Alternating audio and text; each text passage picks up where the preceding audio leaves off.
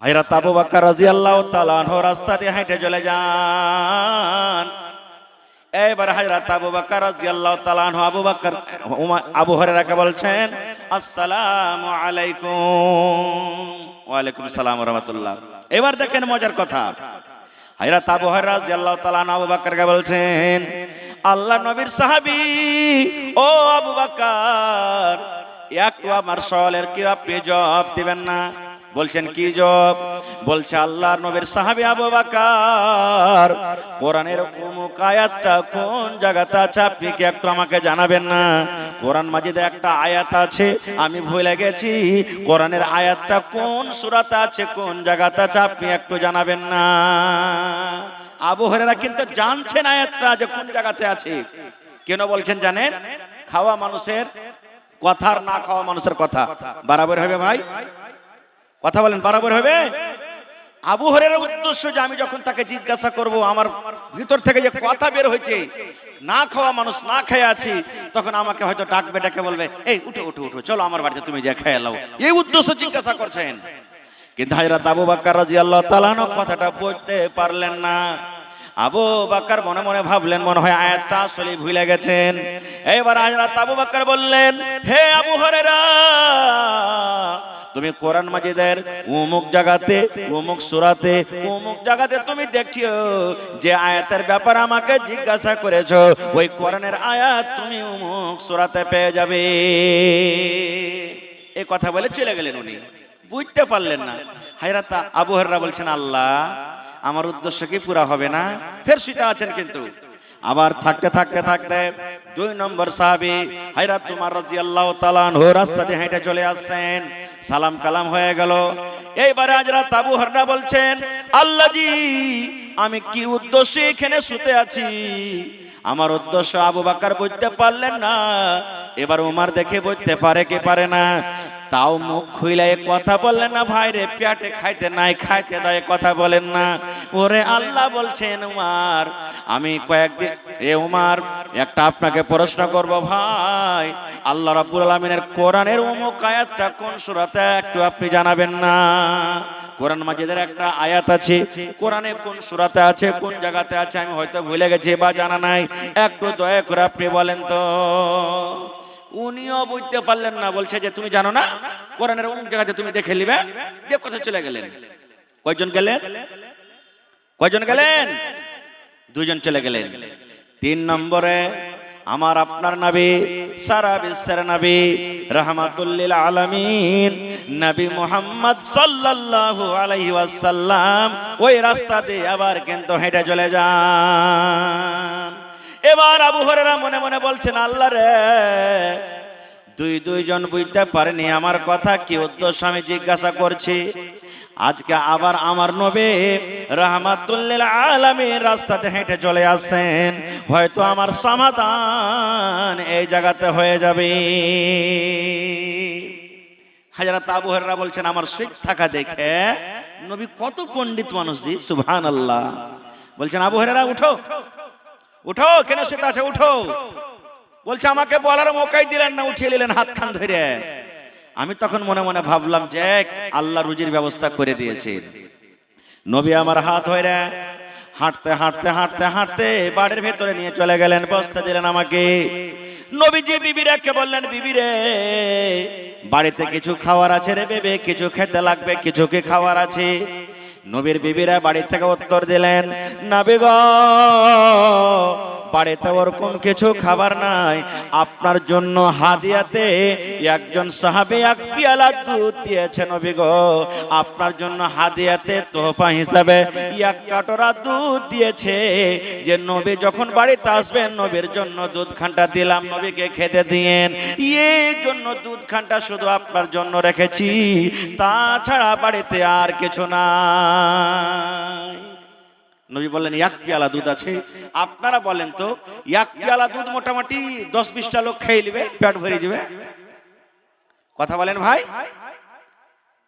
আমার কে মানুষ যদি মতন হয়, আপনার কে মানুষ হয়তো কি হবে এখানটাতে রে? হ্যাঁ, কারণ বিহার বাড়িতে থালি বোঝ করে ভাত খাচ্ছি, গোশ খাচ্ছি, তাও কোজে কিচ্ছু কইলে না, এত আমরা না শুকরা মানুষ। হযরত আবু হুরায়রা মনে মনে বলছেন, যাক এই পেয়ালার দুধখানটা যদি পাইলি কাজ হয়ে যাবে ইনশাআল্লাহ, আমার ভোগ মিটে যাবে। এবার নবী কি বলছেন ওকে, এই আবু হুরায়রা তোমরা কয়টা সাথী আছো রে বাবা, কয়টা সাথী আছো, কয়টা ছাত্র আছো? যেমন আমার মাদ্রাসাতে ছাত্র আছে না নাই? বলছে কয়টা তোমরা ছাত্র আছো, কয়টা সাথী আছো? বলছে নবী গো মোটামুটি আমরা আসহাবে সুফফা এগুলা নবীর ছাত্র, নবীজির ছাত্র। ইয়ারা কেমন করে ইলম শিখতেন দেখেন, ইয়ারকে বেশিরভাগ বাড়ি ছিল না, ঘর ছিল না, জমি জায়গা টিহি বাড়ি ছিল না, মসজিদে পড়ে পড়ে পড়ে পড়ে নবীর কাছে ইলম শিখতেন। কখন দানা পানি পাইতেন, কখন পাইতেন না, কখন তাদের জন্য কেউ খানা দিত, কখন দিত না, না খায়া খায়া খায়া নবীর কাছে তারা ইলম শিখতেন। নবী বলছেন আসহাবে সুফফা, হে আবু হুরায়রা তোমরা কয়টা সাথী আছো? বলছেন নবী গো মোটামুটি আমরা ৭৭ জন আমরা ছাত্র আছি। কত? ৭৭টা ছাত্র আছি। নবী বলছেন সব দিকে ডেকে আনো যাও। আবু হুরায়রা বলছেন আমার মনটা ভেঙে গেল, আল্লাহ এক পেয়ালা দুধ ভাবনু যে খাইলে পারে পেটটা ভরবে, আর ওরাকে ফের ডাকতে পাঠিয়ে দিলেন তো আর লাই যেখানটা আশা ছিল আর হবে না মনে হয়। ওরা কি নবীজি আগে দিয়ে দিবেন, শেষ হয়ে যাবে, আর পাবো না মনে হয়। কি করবে, নবীর কথা মানতে হবে। চলে গেলেন ভাই রে নবীর বাড়িতে দাওয়াত, চলো সব সব চলে এলেন, সুন্দরভাবে বসে গেলেন।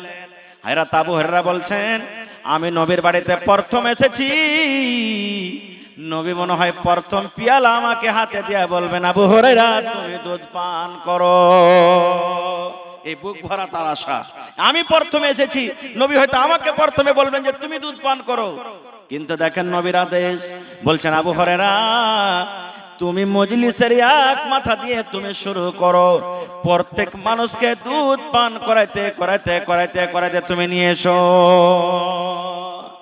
এই যখন কথাটা শোনা বলছেন আল্লাহ আর মনে হয় আশা হলো না কিছু খাওয়ার।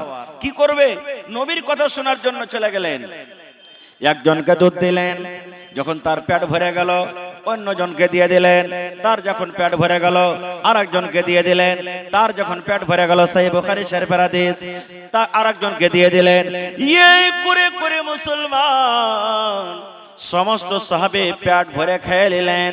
এবার নবী বলছেন আবু হুরায়রা পিয়ালাতে কতখানি দুধ আছে বাবারে তুমি বলো তো। বলছেন নবী গো আমি আবু হুরায়রা বুঝতে পারি না যে এক ফোঁটাও দুধ এই পিয়ালা থেকে কম হয়েছে। যতখানি পিয়ালাওয়ালা দুধ আমাকে দিয়েছিলেন, পিয়ালাতে যেভাবে ভর্তি হয়ে দুধ ছিল অতখানি দুধ পিয়ালাতে আছে নবী গো। এতটা মানুষ দুধ পান করেছে, আমি বুঝতে পারি না যে এক ফোঁটা পর্যন্ত দুধ শেষ হয়েছে। এবার নবী বলছেন আর কে কে বেঁচেছে? বলছেন নবী গো আমি আবু হুরায়রা বেঁচেছি আর আপনি নবী বেঁচেছেন, দুজন আমরা আছি। নবী আমার বললেন আবু হুরায়রা তোমাকে তো খুব ভোগ লেগেছে। জি নবী আমাকে ভোগ লেগেছে। বলছে তুমি এখন দুধ খাও। এবার দুধ খাইতে লাগলেন, খাইতে খাইতে খাইতে খাইতে যখন একবার পেট ভরে গেল এবার বলছেন নবী আপনি খান। নবী বললেন আবু হুরায়রা এখনো তুমি আরো দুধ পান করো, তুমি আরো দুধ খাও। আবার বললেন আমি মুখ লাগিয়ে দিলাম, দুধ পান করলাম। খেতে খেতে খেতে 2 নম্বরে নবীকে বললাম লেন।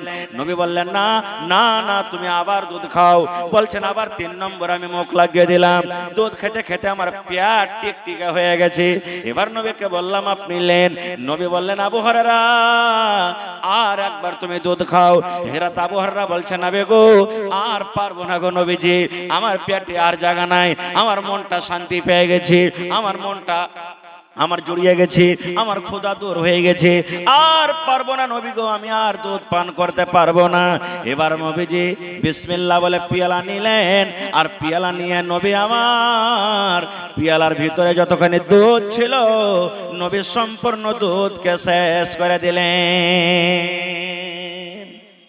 কয়েকটা এখানে কথা লুকিয়ে আছে, কয়েকটা কথা লুকিয়ে আছে, যার মধ্যে একটা কথা পেলাম কি আমরা সব কথা বলতে পারা যাবে না, যে আল্লাহর নবীর ছাত্র হযরত আবু হুরায়রা রাদিয়াল্লাহু তাআলা আনহু না খায়া খায়া জমিনে পড়ে থেকে থেকে ইলম শিখেছেন, কিন্তু ইলম শিখেছেন কোনোদিন ইলম থেকে দূরে সরে যায়নি। আল্লাহুস সামাদ, এত কষ্ট করেছেন। আর একটু আগে চলেন, যে মায়েরা খালারা আমার ওস্তাজি ভাইরাকে জাগির খাওয়াই, জাগির চলছে না, ধন্যবাদ জানিয়ে জানাই আমি তারাকে। আমি মায়েরা খালারকে ধন্যবাদ জানাই, ভাইয়েরাকে আপনারাকে ধন্যবাদ জানাই যে ছাত্রকে আপনারা রেখেছেন। আমিও জাগিরে পড়েছি। আমার মায়েরা খালার এত তারকে দিলখানটা বড় যে ভাই, যখন ছেলেটা খাইতে আসবে, খেতে দিবে, একটাই পিস মাছ আছে, নিজের ছেলেকে দিবে না, বলবে বেটারকে শান্তি দিবে, সাবর দিবে, বেটারে নুন দিয়ে খেয়ালে বেটা, অন্য টাইমে তোকে দিব। পরে ছেলে বাড়িতে আসছে, ভালো মন্দ খাওয়াইতে হবে, না হইলে বেটারে আমার বাড়িতে খেয়ে যাবে। হয়তো নিজের মা বাবা যখন জিজ্ঞাসা করবে কি খাইছে রে বেটা, তখন হয়তো শিকায়ত করবে, না বেটা আমি নেকি পাবো, আমি ছেলেটাকে খাওয়াবো, নিজের বেটার মতন করে ছেলেটাকে খাওয়াই। এই মতো একটা হাদিস। যারা জাগির পোষেন, যারা মেহমানকে খাওয়ান, মেহমানের সম্মান করেন, আলিমের সম্মান করেন, কতখানি ফজিলত জানেন? একটা সহিহ মুসলিম শরীফের হাদিস, ভালো করে শুনবেন হাদিসটা মায়েরা খালারা। আল্লাহর নবী একদিন মসজিদে বসে আছেন, রাত হয়ে গেছে, হয়তো এশারের টাইম হয়ে গেছে বা মাগরিব পর। নবী বসে আছেন, সাহাবায়ে কেরাম বসে আছেন। যেমন আপনারা আজকে জালসা শুনছেন, সুবহানাল্লাহ। আমার মনে হয় পাখি যদি উড়তে উড়তে এসে বসে যায়, পাখি বলবে রে ভাই আমরা মানুষের মাথাতে নয়, কোনো ডালে মনে হয় বসে আছে, এরকম সুন্দর আপনারা শুনছেন। আল্লাহ যেন আপনাকে তৌফিক দেয়। নবীজির মসজিদে বসে আছেন, সাহাবায়ে কেরাম বসে আছেন, আর একটা কুটুম মেহমান নবীকে ডাইরেক্ট বলছেন এসে, কি আল্লাহ নবী গো, আজ রাত্রে আপনার মেহমান বাড়ি করব, আজ রাত্রে আপনার বাড়িতে কুটুম তালি করব, আজ রাত্রে আপনার বাড়িতে খানা খাবো, আজ রাত্রে আপনার বাড়িতে আমি ভোজ খাবো, আজ রাত্রে আপনার বাড়িতে কুটুম তালি করব নবী গো। বড় আরমান আশা নিয়ে এসেছি যে আমি আজকে শেষ নবী মুহাম্মদ সাল্লাল্লাহু আলাইহি সাল্লামের মেহমান হব। নবী মেহমান পেয়ে খুবই খুশি হতেন, সুবহানাল্লাহ। কিন্তু হায়রে আফসোসের কথা, আজকে যদি খালি গ্রামে কোনো টেম্পোওয়ালা মাদ্রাসাওয়ালা চলে যায়, কত ভাই আছে আমাদের মন খারাপ হয়ে যায়, এই চলে এলো দেখ, চলে এলো দেখ, ফকিরের গাড়ি চলে এলো। না ভাই, ওই ফকিরিগিরি করে করে আপনার বাচ্চারাকে তালিম দেয়, আর ওই চান্দা চেয়েছে এত বড় আজকে জালসা কায়েম হয়েছে, আর ওই চান্দা দিয়ে দিয়ে আপনাকে ধন্যবাদ জানাই যে এত বড় মাদ্রাসা আপনারা চালাইছেন। আপনারা যদি টাকা না দেন তাহলে জীবনে এরকম মাদ্রাসা চলতে পারবে না ভাই। এই মাদ্রাসার সরকার হলেন আপনারা। নবীজি একজন সাহাবীকে বলছেন, আরে বাবা আমার বাড়িতে কুটুম চলে এসেছে, আর মসজিদে আমি আছি, একটু খবর লাও তো বাড়িতে কিছু খেতে আছে কিনা, মেহমানকে খেতে লাগবে। নবীজি নিজের বাড়ির খবর নেই যে বাড়িতে খেতে আছে কিনা, কত কষ্টের সময় দেখেন।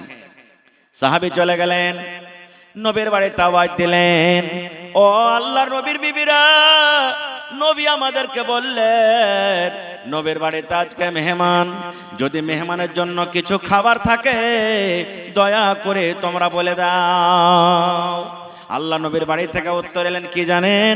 হে আল্লাহ নবীর সাহাবীরা রে, নবীকে বলে দাও নবীর বাড়িতে আজকে শুধু পানি আছে, পানি ছাড়া অন্য কোনো খাবার নাই, শুধু পানি আছে রে, পানি আছে নবীর বাড়িতে, কোনো খাজুর নাই, কোনো আটা নাই, কোনো জাও নাই, কোনো কিশমিশ নাই, বাড়িতে শুধু পানি আছে, পানি ছাড়া খাওয়ার মতন কোনো খাবার নাই।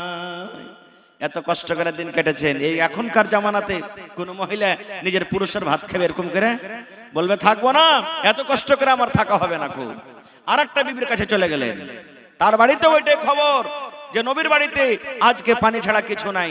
যতটি নবীর স্ত্রী ছিলেন একে একে একেরা সবটাকে জিজ্ঞাসা করলেন, কাহরি বাড়িতে খাবার নাই। সে সাহাবীরা ঘুরে নবীর কাছে চলে গেলেন মসজিদে। নবীকে কি বলছেন?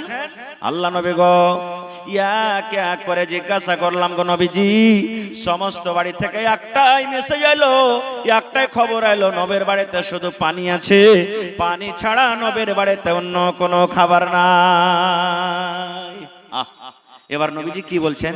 সাহাবায়ে কেরাম যারা বসেছিলেন, এ আমার সাহাবীর দলেরা, আমি নবী, আমার বাড়িতে মেহমান এসেছে, কিন্তু নবী আমার বাড়িতে কিছু খাবার নাই, মেহমানকে খেতে লাগবে রে বাবা, মেহমানের মান সম্মান করতে হবে। তাই আমি নবী বলি, তোমাদের মধ্যে কে এমন আছো আজ রাত্রে যদি আমার এই মেহমানের তোমরা সম্মান করো, আজ রাত্রে যদি আমার এই মেহমানের খেদমত করো, আজ রাত্রে যদি আমার এই মেহমানের হক আদায় করে দাও, আমি নবী দোয়া করি আল্লাহ যেন তার বাড়িতে রহম করবেন, আল্লাহ রাব্বুল আমিন তার বাড়িতে দয়া করবেন। নারে তাকবীর, আল্লাহর নবী দিনের নবী গো নবী ছিলেন দিনের দেওয়ানা আল্লাহর নবী দিনের নবী গো নবী ছিলেন দিনের দেওয়ানা দেখে নবীর মুজিজা ভাগবতী মা খাদিজা সইপে দিলেন জীবন আর জৈবন আল্লাহর নবী দিনের নবী গো নবী ছিলেন দিনের দেওয়ানা নবী বললেন বাবারে আমি নবী আমার বাড়িতে কুটুম এসেছে কিন্তু আমার বাড়িতে কিচ্ছু নাই এ সাহাবী রে আজ রাত্রে যদি আমার মেহমানের সম্মান করো আজ রাত্রে আমার মেহমানের খিদমত করো আল্লাহ রাব্বুল আমিন তোমাদের প্রতি দয়া করবেন রহম করবেন কে আছো তোমরা আজকে আমার মেহমানটাকে বাড়িতে নিয়ে যাবে সবাই তো গরিব মানুষ কে নিয়ে যাবে সাহাবায়ে কেরামের মধ্যে একজন সাহাবী যার নাম হলো আবু তালহা রাদিয়াল্লাহু তাআলা আনহু বলছেন নবীজি আপনার মেহমানটা আমাকে দেন আমি তাকে বাড়িতে নিয়ে যাব কিন্তু ও জানে না যে আমার বাড়িতে খাবার আছে কি নাই সহিহ মুসলিম শরীফের হাদিস এবার মেহমানটাকে সাথে করে নিয়ে চলে গেলেন রাতের বেলাতে মেহমানকে বসতে দিলেন বসতে দেওয়ার পর বাড়ির ভিতরে ঢুকলেন ওর বিবির নাম হলো বিবি রোমাইসা আবু তালহার বিবির নাম কি বিবি রোমাইসা বাড়ির ভিতরে যা বিবি কে বলছেন বিবি রে বাহিরে যে মেহমানটা বসে আছে এটা কে তুমি জানো বলছে না স্বামী গো জানি না বলছে বিবি রে এই মেহমান নবীর বাড়িতে এসেছিলেন কিন্তু দুঃখের কথা নবীর বাড়িতে আজকে পানি আছে পানি ছাড়া কোনো আনাজ নাই কোনো খাবারের জিনিস নাই তাই নবী বললেন আজ রাত্রে যদি তোমরা এই মেহমানের মান সম্মান তোমরা করতে পারো আল্লাহ তারপরে দয়া করবেন রহম করবেন কে তোমরা আছো এই মেহমানের তোমরা সম্মান করবে বিবি কিছু আছে বাড়িতে মেহমানকে খেতে লাগবে কিছু আছে এরকম খাবার বিবি বলছেন স্বামী গো দাঁড়ান দেখছি আমি দেখছি একটু দাঁড়ান এবার খুঁজতে খুঁজতে খুঁজতে খুঁজতে ওরে সুবহানাল্লাহ এই ভাই মুসলমান বাড়িতে হাতড়ে হুচড়ে খুঁজে মুজে দেখছেন অল্প কিছু বাড়িতে খাজুর আছে কিংবা খানা আছে খাজুর আছে ওর একটা বেটা ছিল বেটাটার বয়স 7 বছর 8 বছরকার বয়স ছেলেটা নিন পারছে ছেলেটা যখন ওইটা কান্দা কাটা করবে ছেলেটাকে খেতে দিবা বলে অল্প কিছু খাজুর আছে স্বামীকে বলছেন স্বামী গো বেটার জন্য অল্প কিছু খাবার রেখেছি একটা লোক যদি খানা খায় পেট ভরবে আর দুটা তিনটা যদি লোক খায় কাহরের পেট ভরবে না এই ছাড়া বাড়িতে আর অন্য কোনো খাবার নাই মাত্র একটা লোকের সমান খানা আবু তালহা বলছেন এক কাম করো হাজি মেহমানের সাথে যদি খাইতে বসি তখনকার নিয়ম ছিল সুবহানাল্লাহ মদিনাতে এখনো নিয়ম আছে মেহমানের সাথে যতক্ষণ পর্যন্ত বাড়ির লোক খাইতে না বসবে মেহমান কিন্তু খানা খাবে না কো হযরত আবু তালহা বলছেন বাড়িতে মেহমান আমি আছি তুমি আছো বিবি আর বাচ্চা আছে আর একটা লোকের সমান খাজুর তুমিও না খাই থেকে যাবে বাচ্চা না খায় থাকবে কোনো কথা নাই কিন্তু একটা লোকের সমান খানা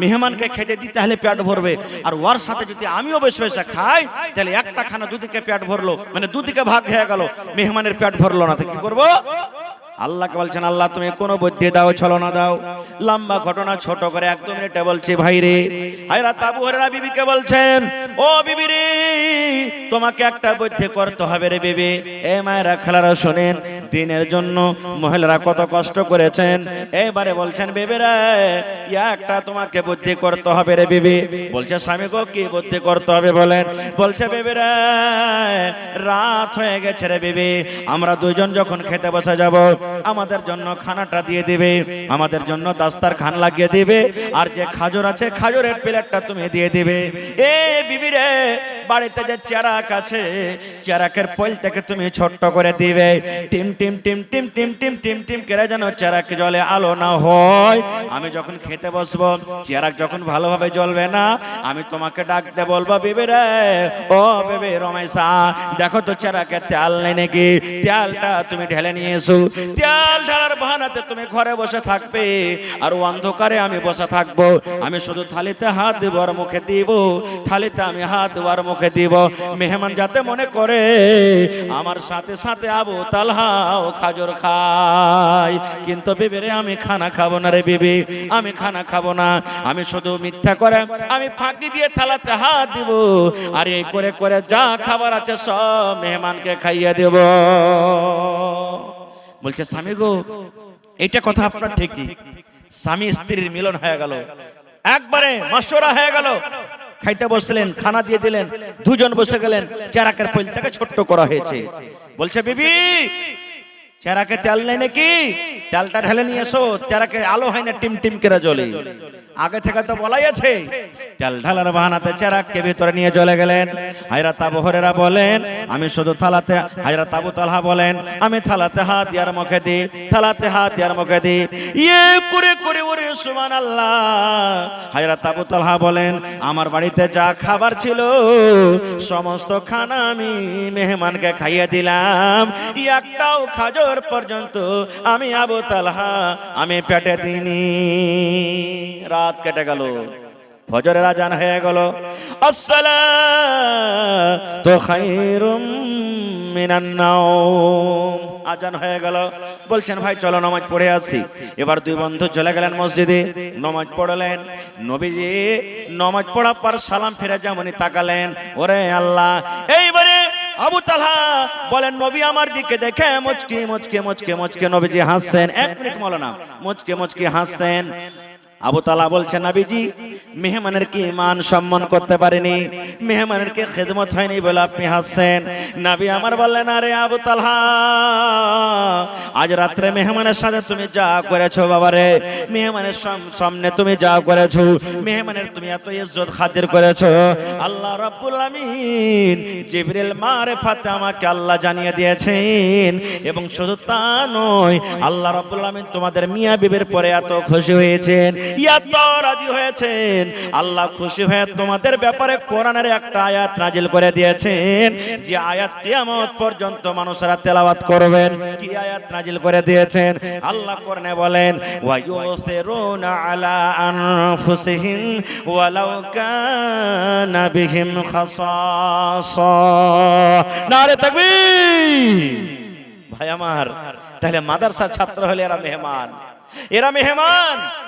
কত খাস মেহমান জানেন? আল্লাহ নবী বলেছেন, এই তালবে ইলম যারা দিন শিখে, কোরআন শিখে, মাদ্রাসাতে পড়ালেখা করে, নবী বলেছেন এরা আল্লাহর এত পিয়ারা ভালোবাসা বান্দা। এরা যখন রাস্তা পথে হাঁটাফেরা করে, আল্লাহ ফেরেশতাকে বলেন, এই আমার ফেরেশতা, আমার কোরআন যারা শিখে, দিন যারা শিখে, ইয়াদের পায়ের তলাতে তোমরা নিজের রহমতের পাখা খানা বিছিয়ে দাও। শুধু তা নয়, মাছ যে সমুদ্রের ভিতরে আছে, পাখালি জঙ্গলের ভিতরে আছে, ওই পাখালি জীবজন্তু, পানির মাছ পর্যন্ত দোয়া করে, আয় আল্লাহ জি এই মাদ্রাসাকে তুমি কায়েম ও দায়েম রাখো, এই দিনের পড়ানেওয়ালার তুমি হেফাজত করো। কারণ আল্লাহ এই পড়ানেওয়ালারা যতদিন থাকবে, আল্লাহ তোমার দুনিয়াতে নাম লওয়া হবে, অতদিন পর্যন্ত কিন্তু কিয়ামত হবে না। 10 টাকার বিস্কিট খেলেন, 100 টাকাতে হোটেলে ভাত খেলেন, 100 টাকা দান করলেন, ছেলে মেয়ের জন্য আপনি হয়তো কিছু নিয়ে গেলেন, খরচ হলো না? হলো না? কথা বলেন ভাই, খরচ হলো না? হলো না টাকাটা? কিন্তু আপনি একটা সূরাতুল ফাতিহা জানেন, মনে করেন সূরাতুন নাস জানেন, সূরাতুল ফালাক জানেন, অন্য অন্য সূরা জানেন, জীবনে কত নামাজ পড়লেন, প্রত্যেক রাকাতে সূরাতুল ফাতিহা পড়লেন আপনি। আপনি বলেন তো, সূরাতুল ফাতিহার কি একটা হরফও ক্ষয় হয়ে গেছে, কমেছে? জোরে বলেন, ক্ষয় হয়েছে ভাই? আরো মজবুতি এসেছে আপনার ভিতরে, যত পড়তে যাবেন অত for for for for for for করে আপনি পড়তে পারবেন। এটা হলো একটা ইলম, একটা জ্ঞান। এই জন্য রাস্তা দিয়ে আপনি হেঁটে যাচ্ছেন, 50,000 টাকা আপনার পকেটে আছে, 5টা গুন্ডা সামনে দাঁড় হয়ে গেল, বন্দুক দেখা যায়, বেটা দে তোর কাছে কি আছে, না হলে দিয়ে দেবো একবারে। আপনি ডরে, আমি ডরে কি করব, মোবাইল টাকা পয়সা যা আছে যান বাঁচানোর জন্য দিয়ে দেব। কিন্তু আমার আপনার ভিতরে যে শিক্ষা, যে ইলমটা আছে, ওইটা কেউ ভাগ করতে পারবে? কোন গুন্ডাতে কেড়ে নিতে পারবে? কেউ দুনিয়ার কাঢ়িতে পারবে না। কেউ আপনার কাছ থেকে নিতে পারবে না খো। এই জন্য সব থেকে বড় সম্পদ, সব থেকে বড় দৌলত হলো কি? ইলম। সুবহানাল্লাহ। তো আজকে সেই দাওলাতের জন্য আজকে আমরা বসেছি যে কিছু শিখবো। আজকে জালসার হলেন আপনারা ছাত্র, মনে দুঃখ করবেন না কেউ। মাদ্রাসাতে পড়ালেখা হয়, আপনাদের বেটি বেটারা শিখে, আজকে আপনারা শিখবেন। জালসাতে এসেছে কি শিখবেন? সাহাবায়ে কেরাম কেমন করে শিখেছেন। দুটো হাদিসের কথা বলবো, লম্বা চওড়া খুব আপনাদের সামনে আজকে বক্তব্য রাখবো না। আল্লাহর নবী সাল্লাল্লাহু আলাইহি সাল্লামের জামানাতে সব থেকে যেটা বেশি হাদিস মুখস্থ করেছেন নবীর জামানাতে, নবীর ছাত্র, তার নাম হলো হযরত আবু হুরায়রা রাদিয়াল্লাহু তাআলা আনহু। বিলাইকে ভালোবাসতেন। এই আস্তিনের ভিতরে বিলাইতে বিলাইকে লিয়ে থাকতেন, বসতেন তো বিলাইতে ঘেরে নিতেন, এত বিলাইকে ভালোবাসতেন। এই জন্য ওর নাম আবু হুরায়রা, অর্থাৎ বিল্লুর বাবা, মানে বিলাইকে ভালোবাসতেন। আসল নাম আব্দুর রহমান। আসল নাম কি? আব্দুর রহমান। তা আবু হুরায়রা রাদিয়াল্লাহু তাআলা আনহু সব থেকে বেশি হাদিস মুখস্থ করেছেন। ওর থেকে হাদিস কেউ মুখস্থ করতে পারেনি বেশি, মাইলকের মধ্যে, মদলকের মধ্যে। আর যদি আবু হুরায়রা রাদিয়াল্লাহু তাআলা আনহু নবীর দরবারে ছাত্র হয়ে না থাকতেন, তো মনে হয় আজকে আপনাদের সামনে এতগুলি হাদিস আমরা পেতাম না, শিখতে পারতাম না খুব। আর মহিলাদের মধ্যে সব থেকে বেশি হাদিস মুখস্থ করেছেন কে? আল্লাহর নবীর বিবি মা আয়েশা রাদিয়াল্লাহু তাআলা আনহা। মহিলাদের মধ্যে সব থেকে নবীর হাদিস মুখস্থ করেছেন কে? মা আয়েশা রাদিয়াল্লাহু তাআলা আনহা। তাহলে বোঝা গেল কি, পুরুষকে যেমন পড়া দরকার, মহিলাকেও তেমন পড়া দরকার। পুরুষকে যেমন পড়াইতে হবে, বেটি ছেলেকেও পড়াইতে হবে। পুরুষের জন্য ইলম দরকার, বেটি ছেলের জন্য ইলম দরকার। পুরুষকে শিখতে হবে দিন, একটা বেটি ছেলেকে শিখতে হবে। এবার বলবেন হাজী মাওলানা, যদি মাইলককে দিন না শেখায় তো অসুবিধা কি হবে? একটা হাদিসের কথা আপনাদের সামনে বলি, তাহলে বুঝতে পারবেন যে মাইলককে পড়াতে কতখানি লাভ। আমি হয়তো অন্য কোনো জায়গাতে হাদিসটা পড়েছি, কিন্তু আজকেও আপনাদেরকে শিখাচ্ছি যে ইলমের কতখানি দাম। কেমন হাদিস? সহিহ হাদিস। নবীজি একদিন বসে আছেন, আল্লাহর রাসূল বসে আছেন, আর মা আয়েশা রাদিয়াল্লাহু তাআলা আনহা পর্দার ভিতরে, মানে বাড়ির ভিতরে আছেন। যেমন মহিলারা পর্দাতে আছেন আজকে, ওখান থেকে শুনছেন। নবী বসে আছেন, আর নবীর স্ত্রী বাড়ির ভিতরে পর্দাতে আছেন।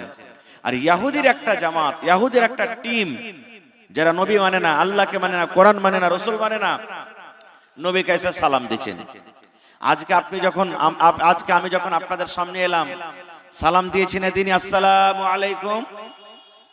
জোরে বলেন, সালাম দিয়েছেন তিনি। এর মানে কি জানেন? শিখলেন সালামের মানে, আসসালামু আলাইকুম, আল্লাহর সালামতি হোক, আল্লাহর দয়া হোক, তোমার উপরে আল্লাহর রহমত হোক, তোমার উপরে আল্লাহর শান্তি হোক। কত বড় দোয়া! এই জন্য বাড়িতে যখন যাবেন, কেহ নাই, খালি আপনার স্ত্রী আছে, তাও সালাম দিবেন, আসসালামু আলাইকুম, বিবিকে সালাম দিবেন। কেউ নাই, আপনার স্ত্রী আছে, মনে করবেন স্ত্রীকে সালাম দেবো, জি। ফিরিতে যে আপনি একটা দোয়া দিলেন, আসসালামু আলাইকুম, বিবিকে দোয়া দিলেন, আল্লাহ তোমার পরে দয়া করুক, আল্লাহর শান্তি তোমার পরে হোক। কিন্তু আমরা তো সালাম দেব না, যেমনি বাড়িতে ঢোকুন, গলিতে আছি, গুধার মা কোনটা আছিস রে, গুধার মা আর গুধার মা বলি আমরা বাড়িতে ঢুকছি না। সালাম দেবেন। সালামের কতখানি নেকি জানেন?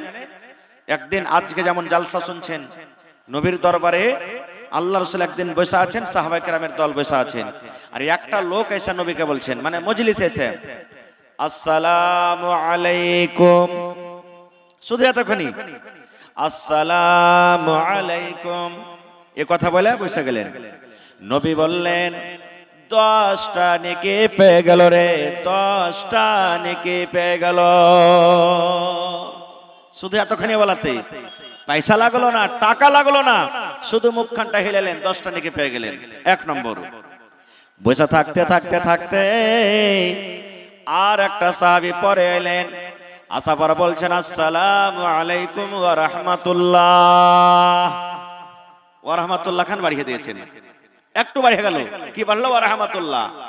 এর মানে হলো আল্লাহর সালামতি তোমার পরে নাজিল হোক, এবং ওয়া রাহমাতুল্লাহি, এবং আল্লাহ রাব্বুল আলামিনের দয়া রহমত তোমার পরে নাজিল হোক। খালি ওয়া রাহমাতুল্লাহ বাড়িয়ে দিলেন। নবী আমার বলেছেন, 20টা নেকি লোকটা পেয়ে গেল। খালি ওয়া রাহমাতুল্লাহ বাড়িয়ে দিলে এই জন্য 20টা নেকি হয়ে গেল, মানে 10টা বেশি হয়ে গেল। আর একটা লোক এসে বলছেন একটু পরে, আসসালামু আলাইকুম ওয়া রাহমাতুল্লাহি ওয়া বারাকাতুহু। এ ভাই আস্তে গল্প করেন, ওখানে ভলেন্টিয়ার না, ওখানে যা বলেন মেয়াকে এলান হয়ে গেছে, ওরাকে বলেন একটু ইন্তজাম করবে ওর খেলে। তো 3 নম্বর সাহাবী বলছেন আসসালামু আলাইকুম ওয়া রাহমাতুল্লাহি ওয়া বারাকাতুহু। এই যে বারাকাতুহু বাড়িয়ে দিলেন, শিখে নিলে শেখার কথা। আল্লাহ রাসূল বললেন 30টা নেকি পেয়ে গেল লোকটা, 30টা নেকি পেয়ে গেল। তাহলে আসসালামু আলাইকুম বলাতে 10টা নেকি, আসসালামু আলাইকুম ওয়া রাহমাতুল্লাহ বলাতে 20টা নেকি, আর আসসালামু আলাইকুম ওয়া রাহমাতুল্লাহি ওয়া বারাকাতুহু বলাতে 30টা নেকি আল্লাহ আপনার খাতাতে লিখে দিলেন। কত সুন্দর হাদিস শিখে নিলেন। এই মতো আপনাকে যখন কেউ সালাম দিবে, যেমন করে চিকন করে সালাম দেব, অমনি করে চিকন করে জবাব দিতে হবে আপনাকে। কেমন করে? আপনাকে যদি কেউ সালাম দেয় আসসালামু আলাইকুম, আপনি সুন্দর করে পারেন তো গোটা জবাব আপনি তাকে দিয়ে দেন ওয়া আলাইকুমুস সালাম ওয়া রাহমাতুল্লাহি ওয়া বারাকাতুহু। যতখানি আপনাকে দুয়া দিলে ততখানি ওয়াকফ আপনি দিয়ে দিলেন। এটা হলো সালাম, শরীয়তি সালাম। এবার নবী আমার বসে আছেন, ইহুদির জামাত টিম একটা নবীর কাছে এসেছে, আয়েশা নবীকে সালাম দিচ্ছেন। কি সালাম জানেন? আসসালামু আলাইকুম। কথাটা বুঝবেন? আসসালামু আলাইকুম না বলে বলছেন আসসালামু আলাইকুম, আসসালামু আলাইকুম। ইয়ার মানে হলো হে নবী তোমার উপরে মওত আসুক, তুমি মইরা যাও, তুমি মইরা যাও। ওরে আল্লাহ, বদদুয়া দিছে নবীকে। আসসালামু আলাইকুম না বইলে আসসালামু আলাইকুম, হে নবী তোমার উপরে মওত আসুক, তুমি মরে যাও, তুমি মরে যাও, বদদুয়া দিলেন নবীকে। নবী বুঝতে পারলেন না? পারলেন না? পারলেন না? পারলেন না? আজকে যদি এই কথাটা আপনারাকে বুঝিয়ে বুঝিয়ে না বলতাম, আজকে বিষয় হলো ইলম, মানে শিখবো কিছু, আর আমি যদি আপনাদেরকে বলে দিতাম আসসালামু আলাইকুম, আপনারা বদদুয়া পাইলেন কিন্তু আমাকে দিতেন ওয়া আলাইকুমুস সালাম ওয়া রাহমাতুল্লাহি ওয়া বারাকাতুহু। আমি দোয়া পেতাম কিন্তু আপনারা বদদুয়া পেতেন নাকি? যেমন কথাটা বলা, আহা, এই দেখেন বেটি ছেলেকে পড়ার কথা নিয়ে দরকার। নবীর বিবি মা আয়েশা রাদিয়াল্লাহু তাআলা আনহা ঘরের ভিতরে শুনে নিয়েছেন, আরবি পড়া মানুষ, জুবান আরবি বুঝে নিয়েছেন। নবীকে আমার বদদুয়া দিয়ে দিলেন রে, নবীকে আমার বদদুয়া দিয়ে দিলে আসসালামু আলাইকুম না বইলে আসসালামু আলাইকুম বদদুয়া দিয়ে দিলে। মা আয়েশা ঘরের ভেতর থেকে বলছেন ইহুদির টিম রে, হে ইহুদিরা, ওয়া আলাইকুমুস সালাম ওয়া লানা। আমার নবী তোদেরকে কোনো কথা বলেনি রে, কষ্ট দেওয়ার মতো নবী কোনো কথা বলেনি, তবে নবীকে কেন বদদুয়া দিলি রে ইহুদিরা? আমার নবী খারাপ ভাষাতে তোরা কোনোদিন কথা বলেনি, কেন আমার নবীকে বদদুয়া দিলি? কেন আমার নবীকে বদদুয়া দিলি? মা আয়েশা নবীর তরফ থেকে জবাব দিয়েছেন ওয়া আলাইকুমুস সালাম ওয়া লানা। হে ইহুদিরা, আমার নবীর পরে মওত কেন আসবে রে? তোরাই মর, তোরাই মর, তোদের পরে আল্লাহ রাব্বুল আলামিনের তরফ থেকে মওত আসুক এবং আল্লাহ রাব্বুল আলামিনের তরফ থেকে গজব আসুক। নারে তাকবীর। কেন? দুনিয়াতে পুরুষ একটা এমন জিনিস, তার স্ত্রীর সামনে যদি গাল দেন তা আপনার জিভে টেনে ফেলে দিবে। একটা ডাকাত গুন্ডার যদি থাকে, আর যদি ওর সামনে যদি মানে স্ত্রীর সামনে যদি আপনাকে কেউ গালি দেয়, গুন্ডা আছে, ডাকাত আছে, চোর আছে, লুচ্চা আছে, নিজের জায়গাতে আছে, কিন্তু নিজের কেউ স্ত্রীর বদনাম সহ্য করতে পারবে না গো, নাকি? নবী যখন দেখলেন আমার বিবি রেগে গেছেন আয়েশা, তখন নবী কি বলছেন? আয়েশা শান্তি, শান্তি, শান্তি হও আয়েশা রে, থেমে যাও, থেমে যাও, থেমে যাও। এই আয়েশা তুমি মন খারাপ করিও না আয়েশা রে, তুমি নরম করে কথা বলো। এবার মা আয়েশা বলছেন না বেগম, আপনি কি শুনতে পেলেন না? আপনার মতো এত সুন্দর মানুষটাকে কেমন করে বদদুয়া দিলে? আপনার মতো ভালো মানুষটাকে সালাম না দিয়ে কেমন করে বদদুয়া দিলে? আমি আপনার বিবি কেমন করে সহ্য করব?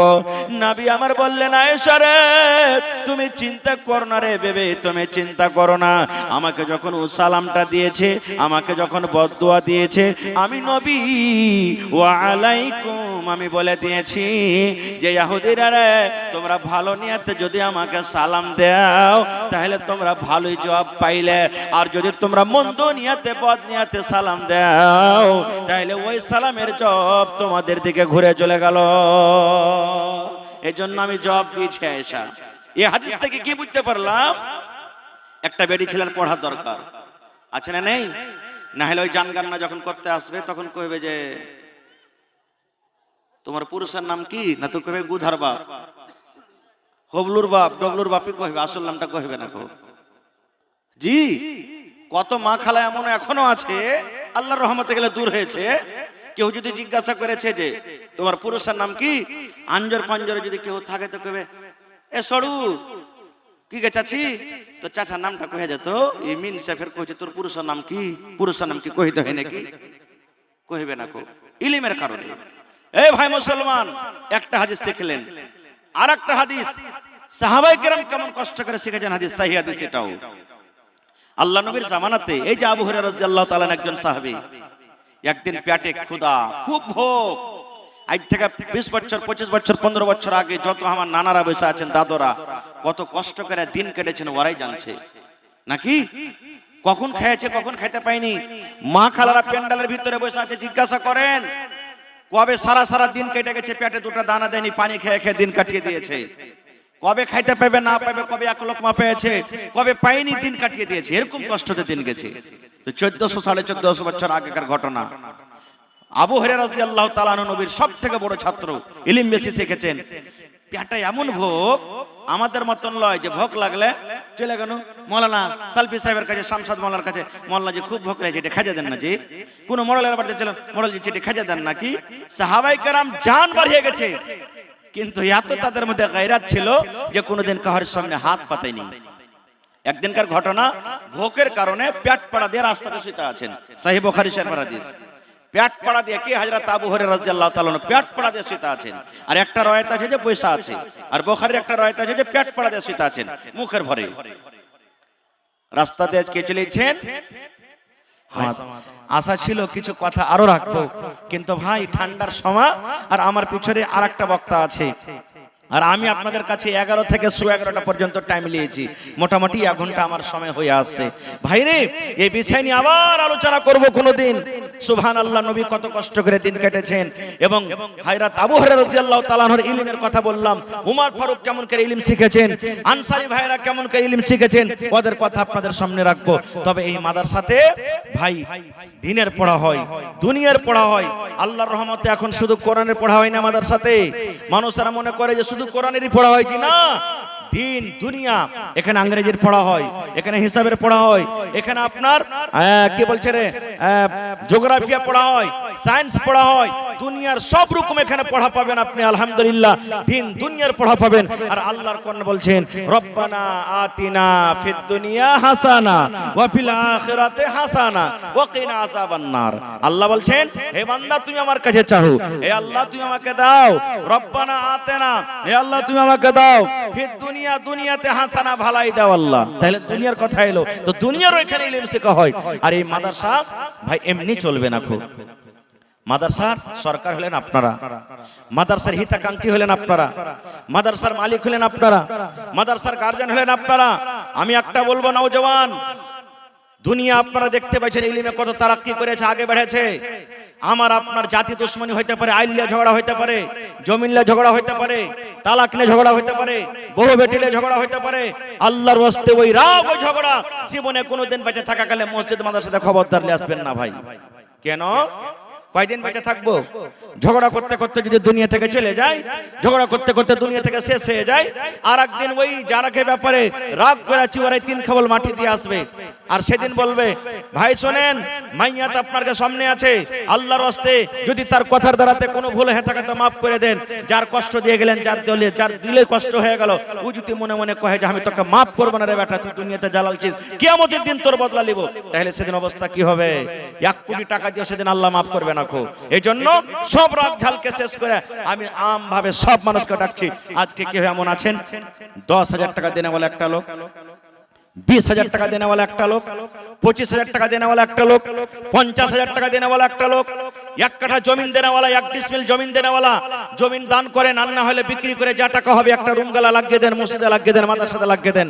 এরকম কি আছেন? আসেন তো দেখি।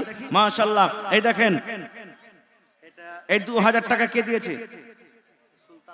সুলতান হাজী সাহেবের লড়কা। আহা, এই দেখেন হাজী সাহেবের লড়কা সুলতান মানে রাজা। এখানে নাই, চলে গেছেন। 2,000 2 পারা কোরআনের দাম দিয়ে গেছেন। মাশাআল্লাহ। 1 পারা করে কোরআনের দাম দিয়ে যান। একটা কথা জিজ্ঞাসা করি, আরো আপনাকে পাঞ্জরে ফারকিয়া না? আমি জিজ্ঞাসা করলাম একটা ভাইকে, আবদার করলাম, কোন আল্লাহর বান্দা নেই, গত বছর ছিলেন, এবারও একটা মাওলানার মাদ্রাসাতে যা টিচারের তানখা লাগবে, কেমন আছেন, দিতে পারবেন? মনে হয় আজাদ ঠিকাদার বলছেন, মাওলানা একটা টিচারের বেতন, যতটি টিচার আছে মাদ্রাসাতে 10টা 12টা, সব থেকে যার হাইয়েস্ট বেতন আছে, আমি গোটা বছরে তার বেতনের আমি জিম্মেদারি নিলাম, আমি তাকে মাসে মাসে পেমেন্ট করব। এবার খবর নিলাম, বলছেন যে মাওলানা মাসে মাসে পেমেন্ট করতে আছে, একদিন বাকি হয় না তার। এই বছর আবদার করলাম, টাকাও দিল, উপর থেকে বললাম ভাই গত বছরটা রিনিউয়াল করে দেন না একবার, যেটা ছিল যে একটা টিচারের বেতন দিয়ে দিব, কইছে মাওলানা দোয়া করে দেন, দিয়ে দিলাম। সুবহানাল্লাহ। এরকম কেউ নেই? মাদ্রাসাতে কয়টা টিচার আছেন? 8টা টিচার আছে। একটা টিচারের বেতন কেউ দিবেন? মাস পড়লো টাকা দিয়ে দিলেন, 2 দিন 4 দিন আগা পাছে হইতে পারে। যদি গোটা বছরের না পারবেন, 1 মাসের দেন, কেউ 2 মাসের দেন, কেউ 6 মাসের দেন, কেউ 3 মাসের দেন, কেউ 15 দিনকার দেন। সুবহানাল্লাহ। কিন্তু দেন। আমার হাজী সাহেবের ছেলে মোহাম্মদ সুলতান 2 পারা কোনের দাম। মাশাআল্লাহ।